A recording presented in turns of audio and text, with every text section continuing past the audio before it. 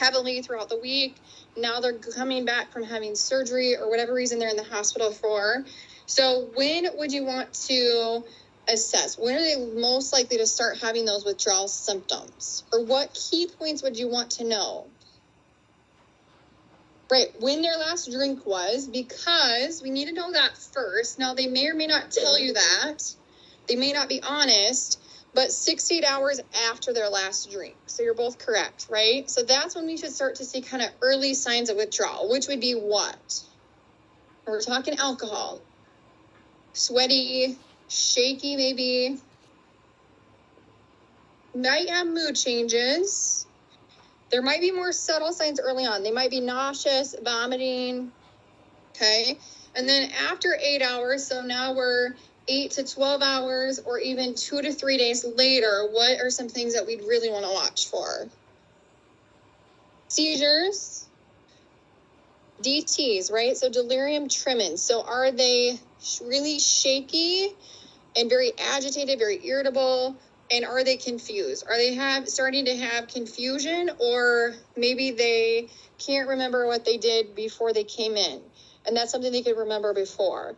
Or they're making up parts of their sentences. What was that called? Confabulation, right?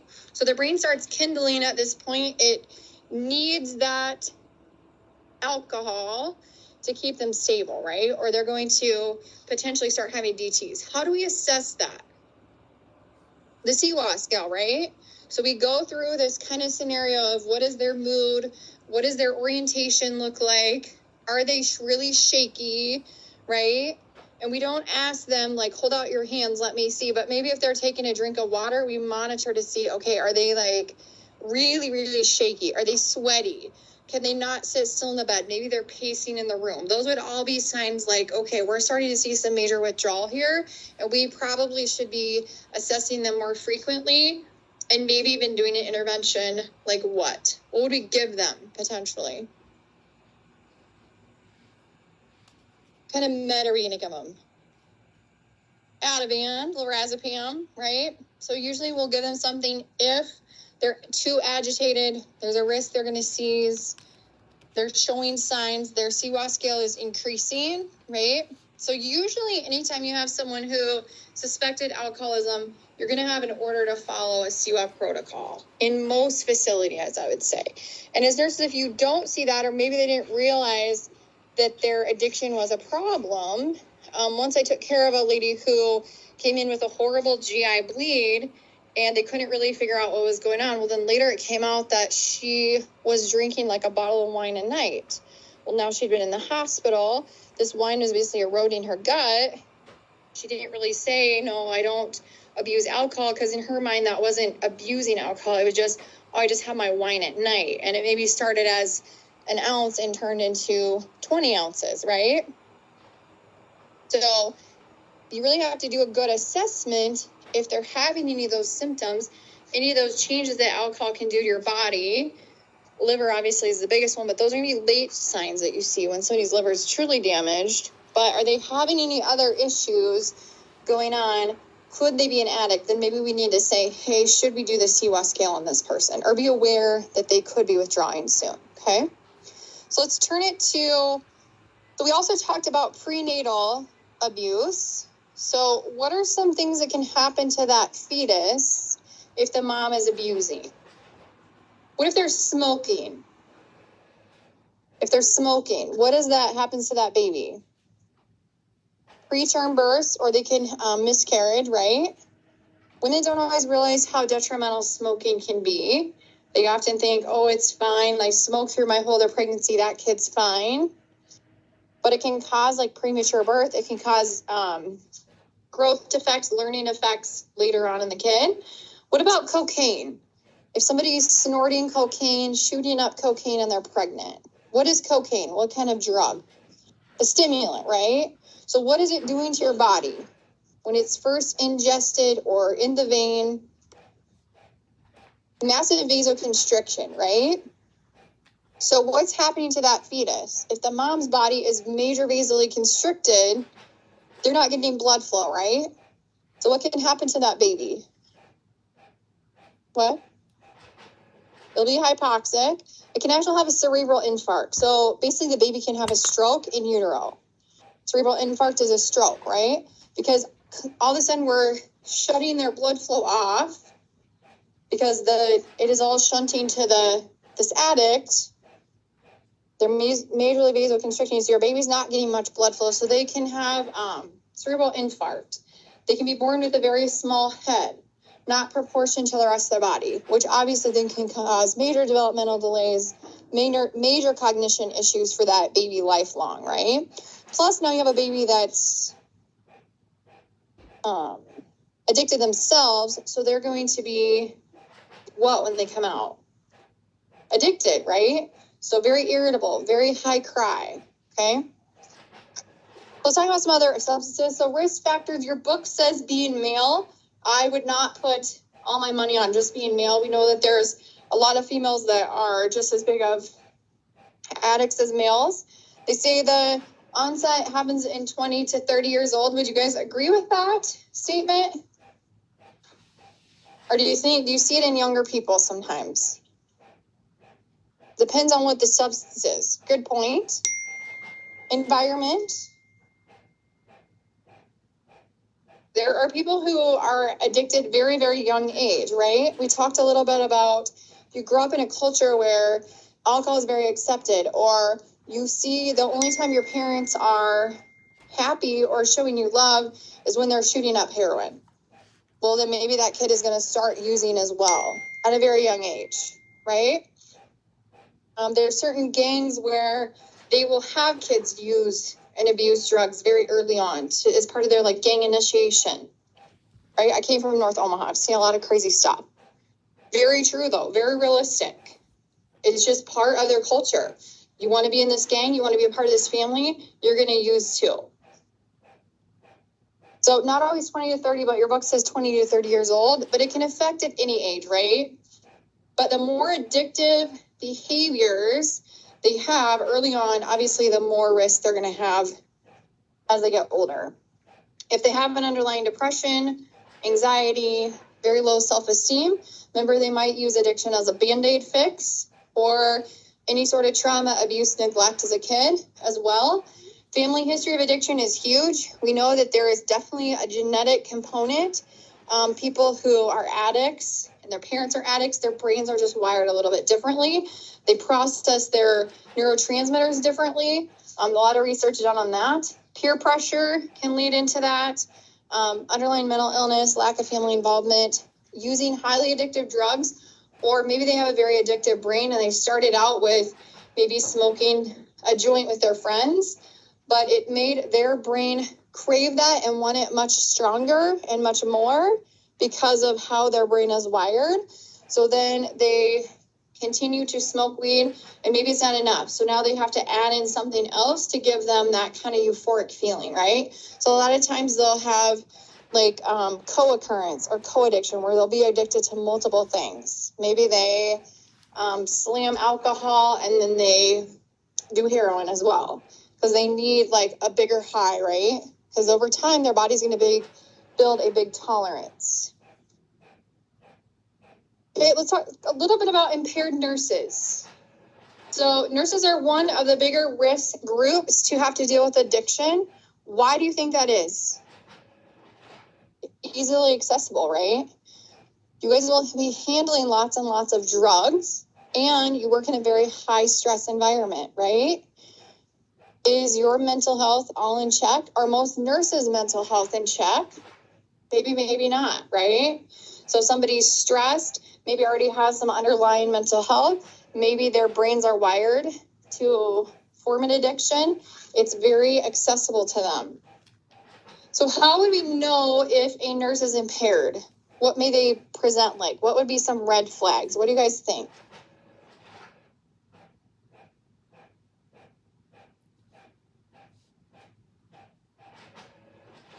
Okay, maybe not what's not doing best was for the patient. Maybe they always ask to take care of patients who are on narcotics. Might be a red flag. If you see trends or patterns, what did you say, Max? Okay, personal hygiene. If you see them coming to work and they're not really put together and they used to be, maybe a sign something's going on. Some really good addicts are really good about hiding it, especially if it means your career's on the line, right? So if they're constantly volunteering to waste drugs out of the Pyxis, or you notice that they don't show you they wasted their drug in front of you, and then they say, hey, I drew this up, I gave it to my patient, can you go waste for me in the Pyxis, right? A lot of these Pyxis Omnicells came about because of safety, right? When I first became a nurse, our narcotics were literally in like kids take pencils to school in, those clear kind of flat canvas things, and they were literally in a binder, like a 3-ring binder, and you bindered them in there, and they laid in there. So you might have vials of morphine laid in this thing, right? Very easily accessible. How easy as it is for a nurse to draw some morphine out of that in a syringe, put it in her pocket, fill it with saline, then come back and say, hey, can you watch me waste this? Boom, she's got morphine in her pocket. Things you wouldn't think of, right? So if they constantly are going to the Pyxis. Now, the ANA Code of Ethics, they obviously have a lot of regulations, policy around nurses who get caught abusing. They have a program, anyone know what it's called? That if nurses are in trouble with addiction, they can be put in this program. And it basically protects their license if they're willing to go through the steps of the program. Anyone know what it's called? What? The Board of Nursing talked about a little bit.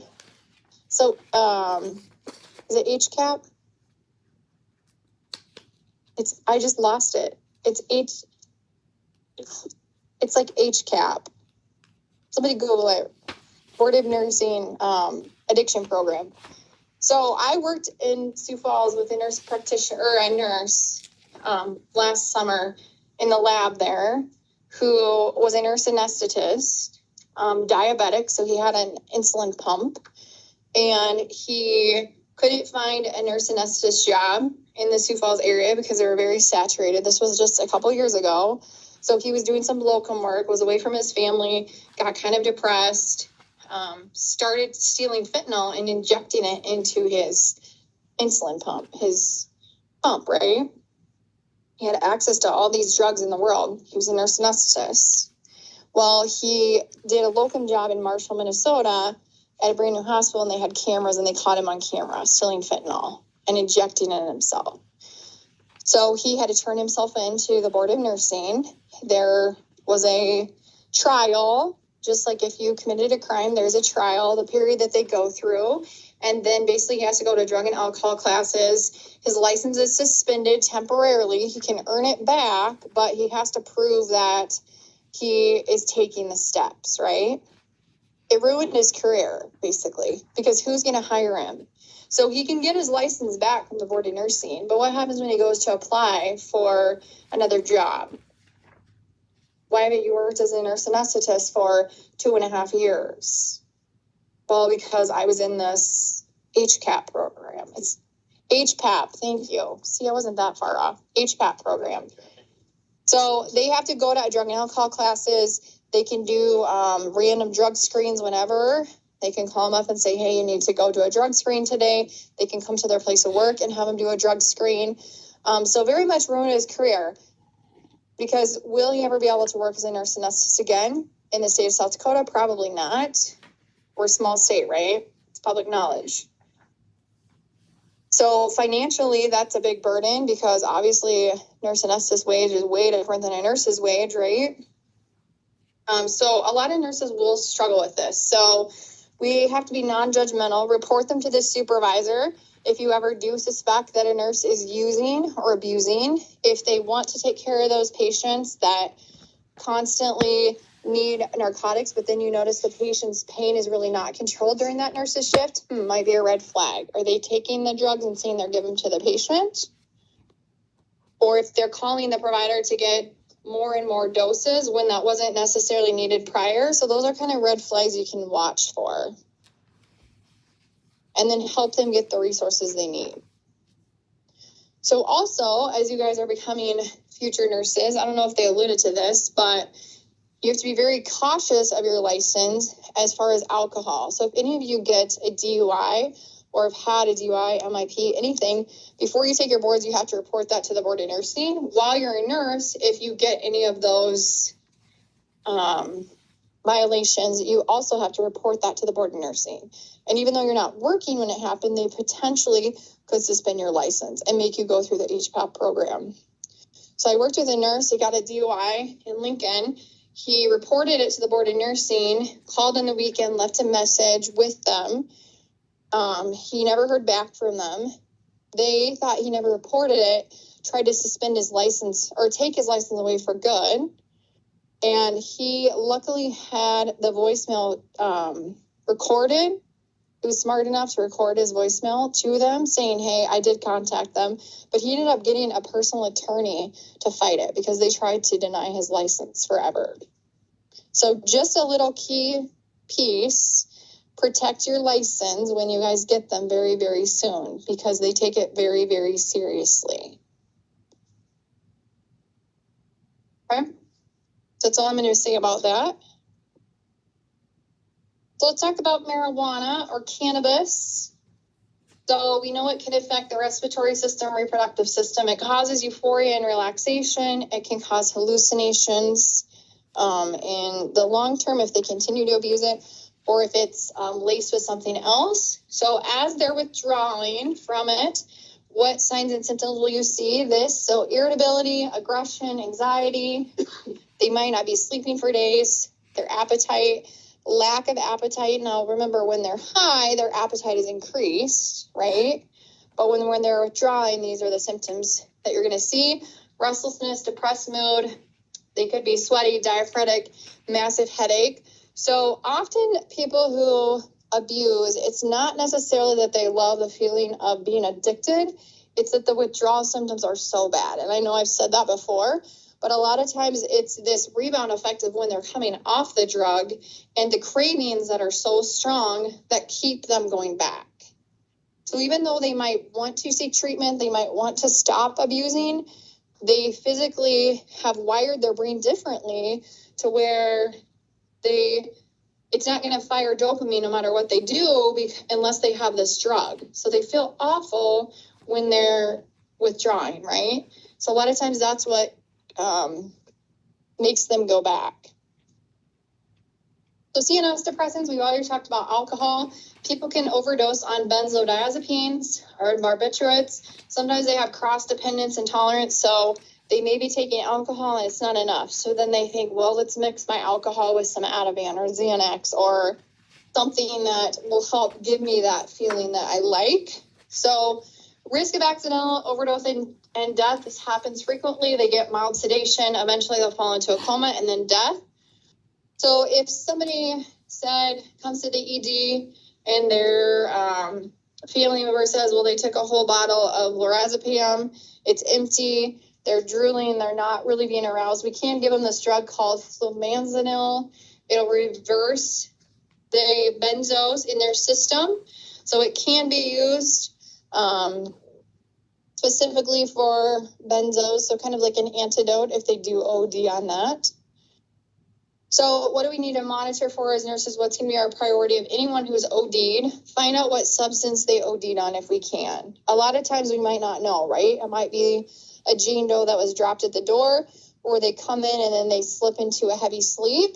So if we don't know, and if they seem very drowsy, we can try giving them what drug if we suspect opioids, Narcan or naloxone, right? If that doesn't work, they could give them this flumazenil to see maybe it's a benzo, right? You could try to contact any family members or next of kin, but sometimes you might not know who those people are, and you have limited time to wake these people up, right?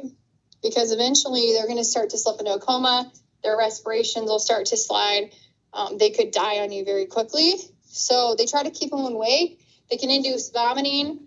They can give charcoal. So charcoal is a binder. So literally charcoal, like black charcoal.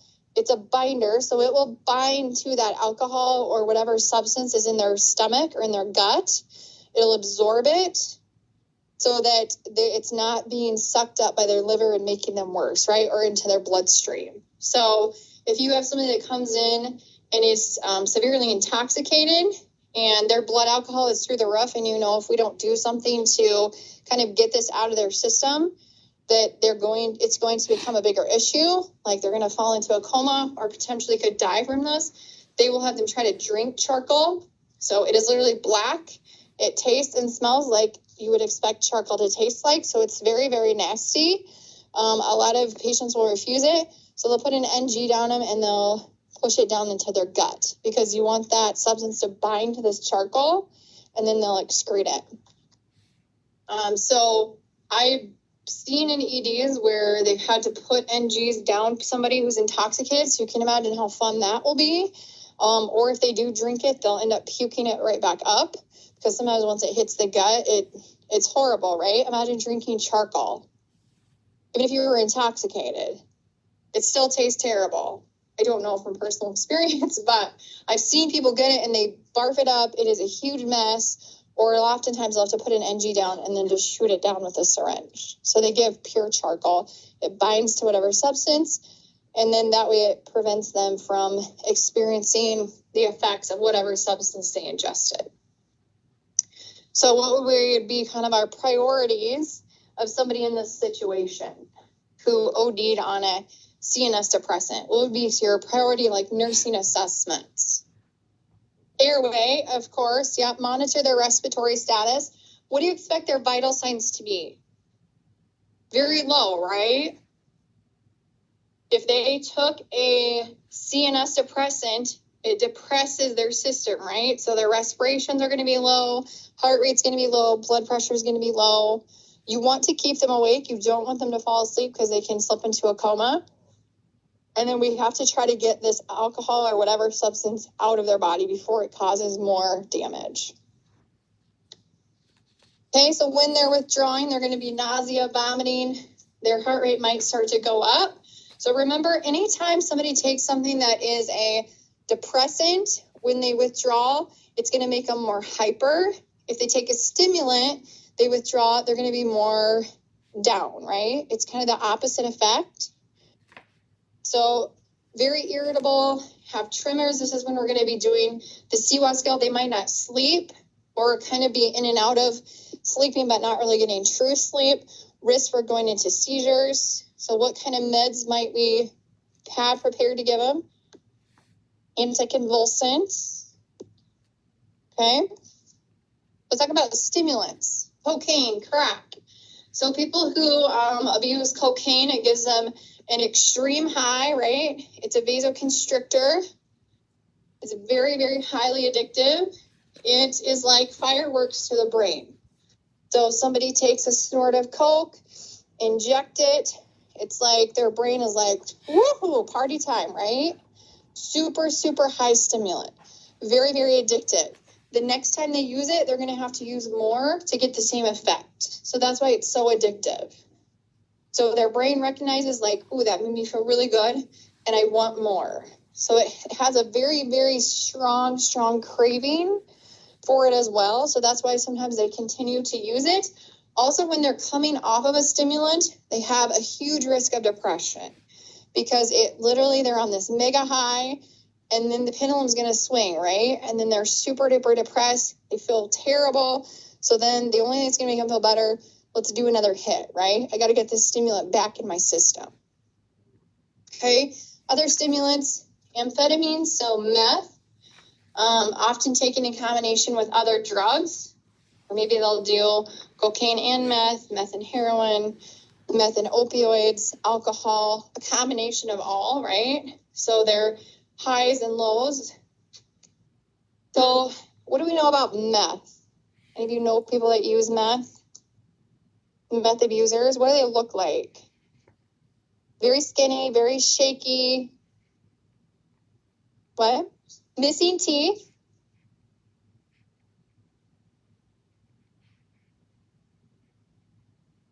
Okay, what is that from?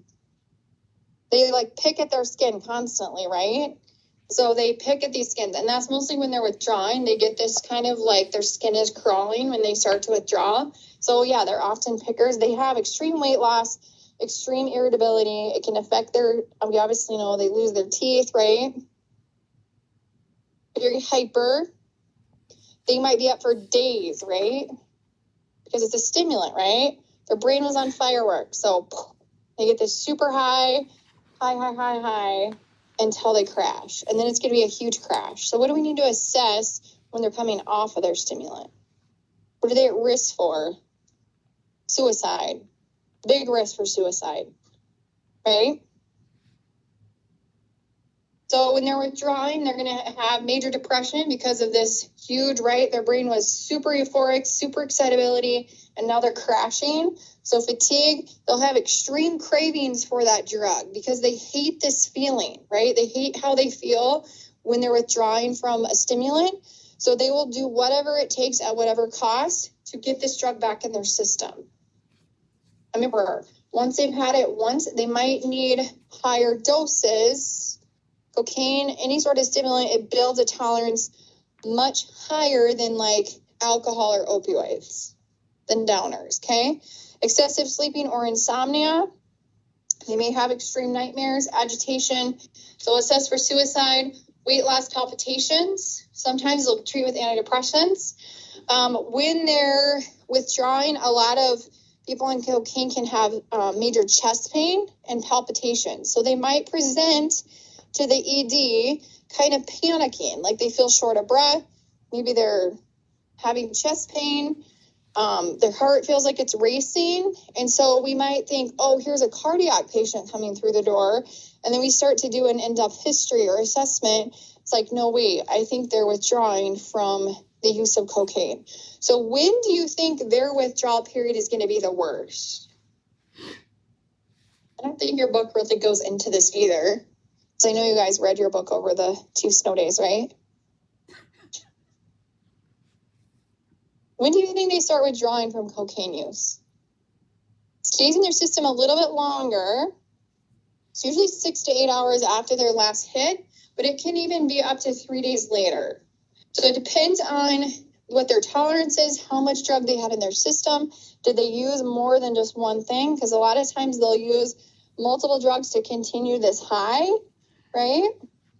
So it can happen for even up to 3 days, 4 days after they've used, to where they'll start to have these withdrawal symptoms. Their cravings can last for up to anywhere from 4 to 6 weeks after their last use. So these people are really hard to keep compliant with quitting and to try to stop this addiction because their cravings are so strong with stimulants.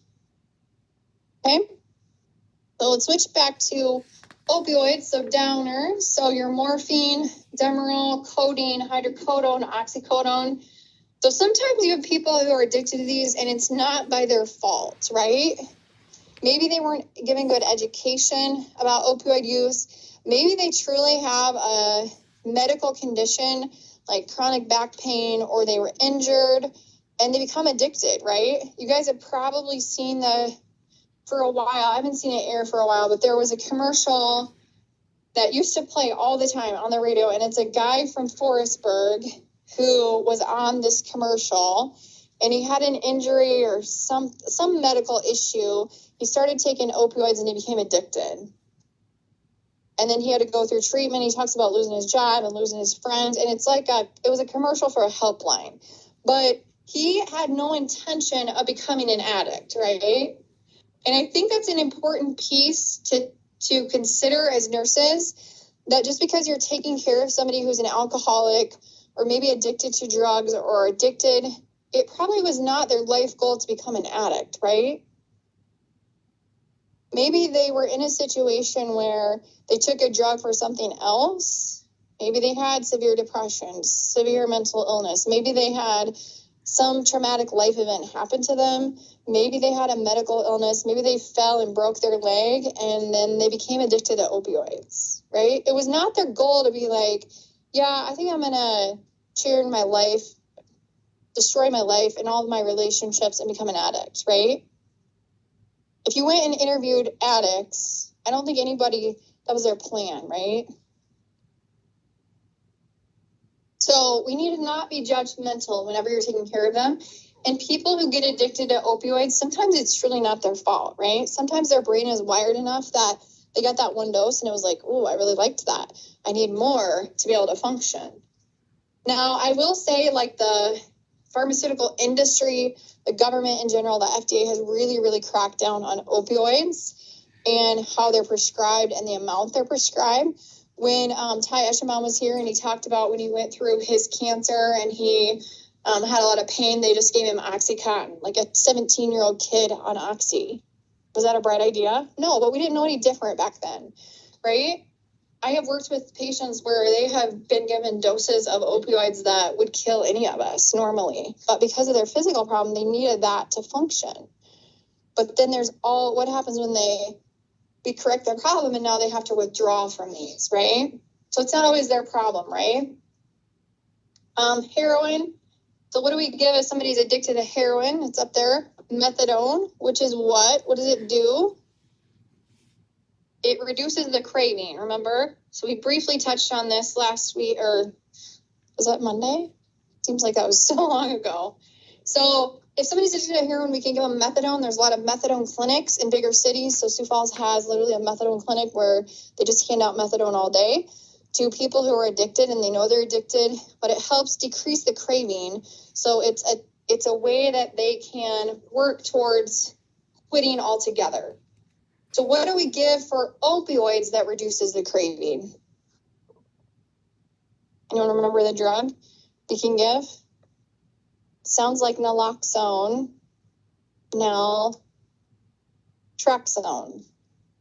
So naltrexone is a drug that we can give for people who are addicted to opioids. Does the same thing. It reduces their craving for that, but it also blocks the opioid receptor in their brain. So if somebody is truly motivated to quit abusing this, we can prescribe them naltrexone, or the provider will provide naltrexone. But they have to know they cannot use any opioids 7 days prior to starting the drug. And if they do take any when they're on naltrexone, they're not going to feel the effect of it. Or if they get injured or hurt, it has a very long half-life. And if say they go out and get in a car wreck and they break their leg, you can give them all the pain meds in the world. Those opioid receptors are blocked from that naltrexone. So while it's still in their system, they're not going to feel any effects of the opioid. So they a lot of times will have to sign a contract before they can ever take naltrexone that says, I realize I can't have any sort of injury because they're not going to be able to give me something for the pain, and I can't use any opioids when I'm on this. Sometimes they'll even give them like medical alert bracelets or like something that says, hey, this person has naltrexone in their system, because it has a very, very long half-life. Okay?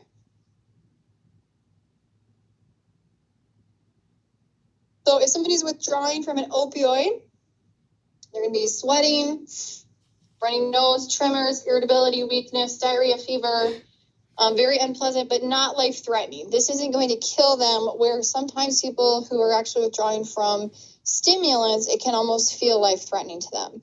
Or if it's extreme enough, it can affect their heart long-term. Okay? So some hallucinogens, you don't really see these as often. Thankfully, this are your hardcore users that will turn to these. So PCP, MDMA, LSD. So these are drugs that cause them to trip or have major delusions, hallucinations while they're high. They can have hypertensive crisis. So obviously this can make their blood pressure go extremely high. So you have to monitor for that. They can continue to have hallucinations for years, even after they've been off the drug, especially for like LSD. So these are hardcore drug users that are going to need some major intensive therapy if they're using these things. We're not going to spend a lot of time on these. Okay. Also some inhalants, so anesthetic, nitrates, solvents can cause extreme brain damage. Sudden stiffing death, it can actually cause the brain to kind of infarct. Some children are at risk for this, or if they're sniffing things like glue, paint, huffing, or people inhale like hairspray or anything, they start with something small and it can get worse.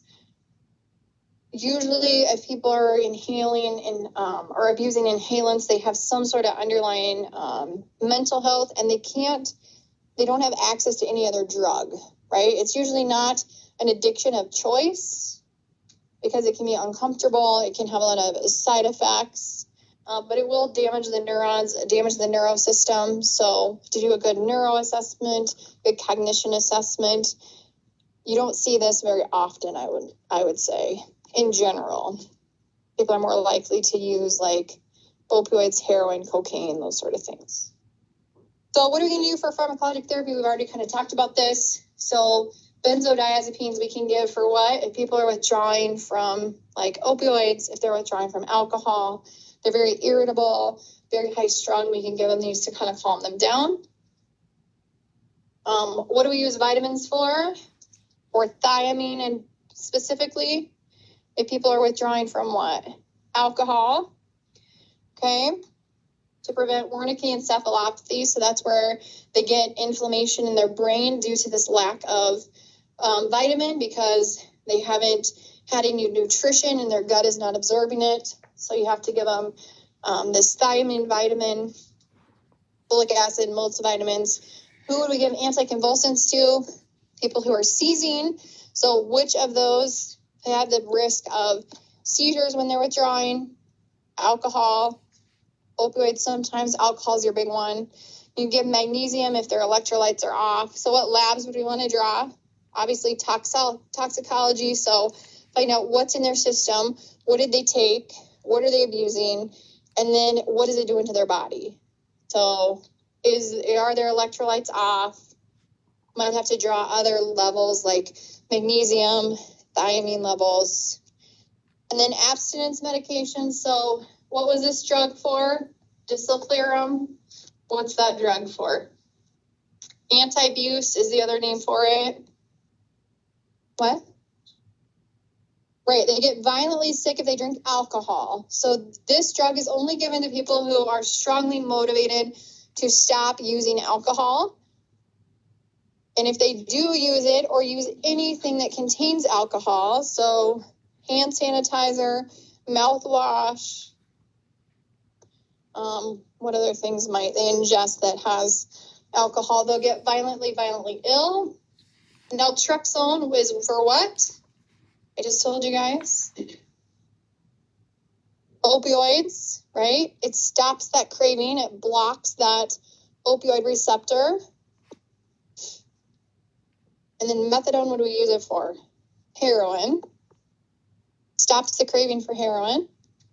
And then they might have to be on an antidepressant if when they're withdrawing or they're coming off of their addiction that their depression is escalated,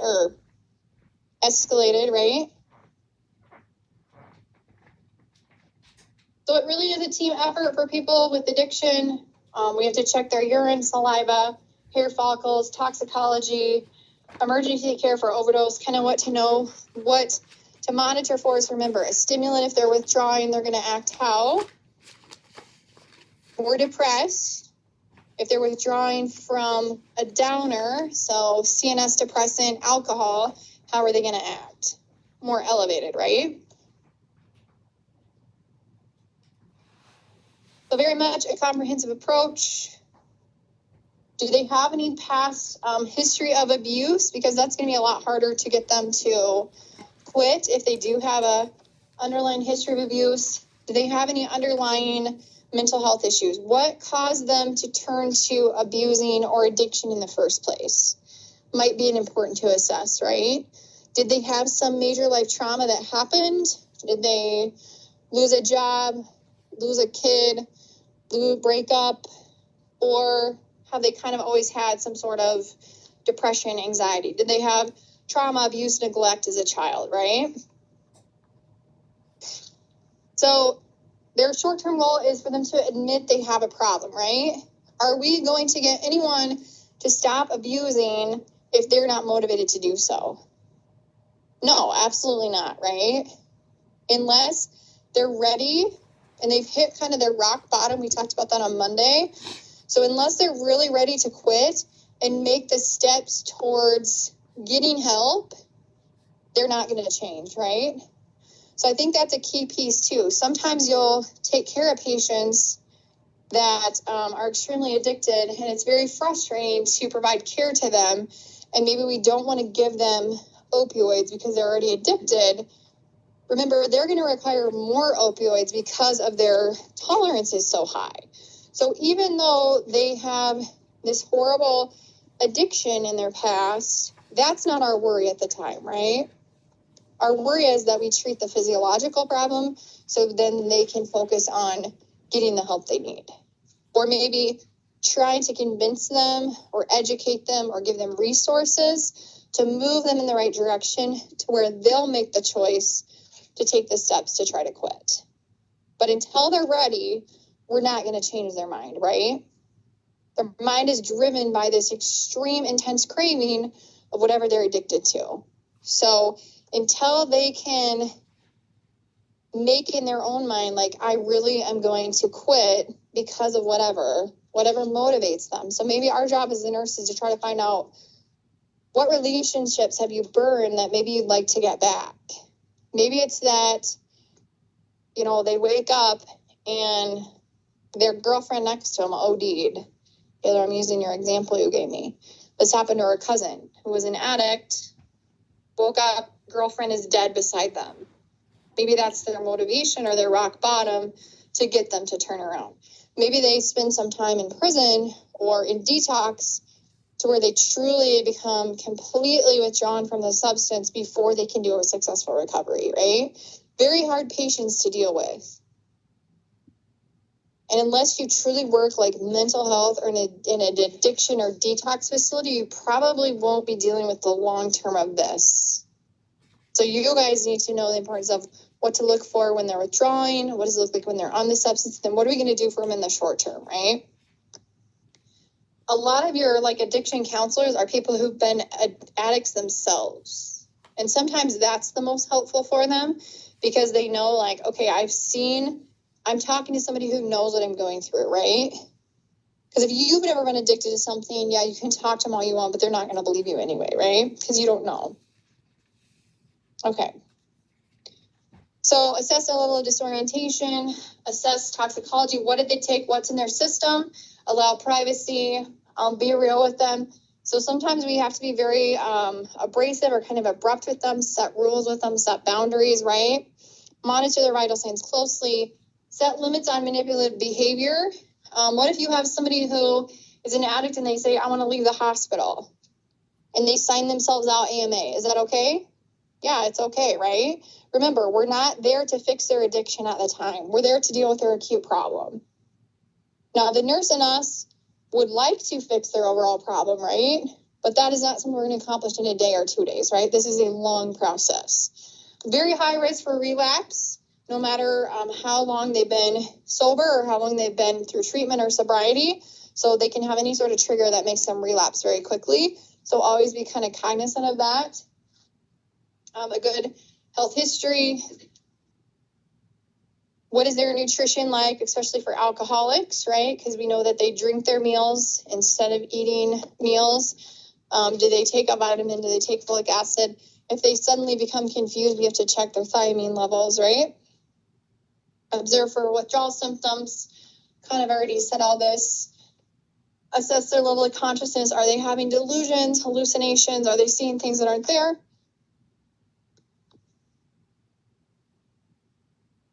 So our overall goal would be that they don't have any further complications from withdrawal. We provide them the resources they need. We want to try to get them to admit that they have a problem. And that's very, very hard for addicts because they know once they admit it, they're taking that step closer to getting help. Maybe they don't want help. Maybe they love their life as an addict, right? We don't know. Okay. So that is the content. Let's take a break. And then do you guys feel you have a good handle on the withdrawal symptoms and intoxicated symptoms, what they look like for kind of each drug or substance? Or would you rather do some sort of activity to kind of hone in on that? What? The other option is that you guys have a good grasp on it and we would just review for the test. I mean, we'll review anyway, but otherwise, do you guys have extra slides that are just practice questions that came out of your book? Some of them are terrible questions. Some of them might be relevant. So if you want to skim through those, you can. I don't think any of them are on the test, to be 100% honest. But it might cue you into something similar. I didn't take any test questions from there, though. I don't love those Pearson questions. But I think years ago when I created this class, I put those on there just for fun. But okay, so you guys take a break, and then we'll decide if you want to do an activity or if you're like, let's just review and be good.